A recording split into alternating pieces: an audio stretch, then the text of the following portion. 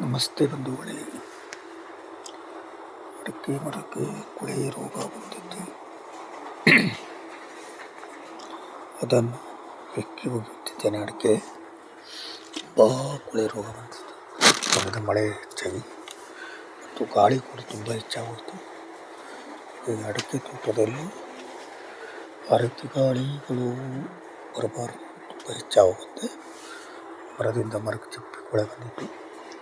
ಮದ್ದು ಹೊಡೆದು 15 ದಿನ ಮಾತ್ರ ಆಯಿತು. ನೋಡಿ, ಅಡಿಕೆ ಹೆಕ್ಕಿ ಚೀಲದಲ್ಲಿ ಹಾಕಿದ್ದೇನೆ. ಅದೆಲ್ಲ ಒಯ್ದು ಈಗ ದೊಡ್ಡ ಹಳ್ಳದಲ್ಲಿ ಒಗೆಯಬೇಕು. ನೀರಿರುತ್ತಾರೆ ಹಳ್ಳದಲ್ಲಿ, ಇಲ್ಲ ಅಂದರೆ ಮತ್ತೊಂದು ಕಡೆ ಸ್ಪ್ರೆಡ್ ಆಗೋ ಸಾಧ್ಯತೆ ಇರುತ್ತೆ. ಹೆಕ್ತಾ ಇದ್ದೇನೆ ನೋಡಿ.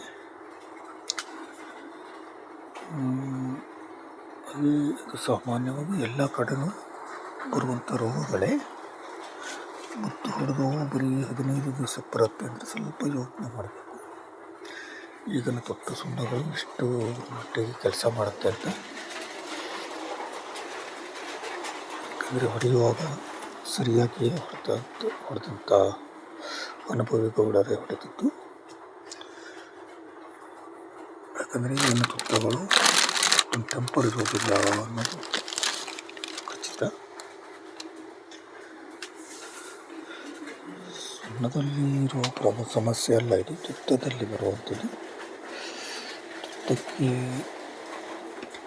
ಬೇರೆ ಏನೋ ಮಿಕ್ಸ್ ಮಾಡ್ತಾರೆ ಅಂತ ಅನ್ನಿಸುತ್ತೆ. ಯಾಕಂದರೆ ತುತ್ತ ಕೆಲಸ ಮಾಡ್ತಾಯಿಲ್ಲ.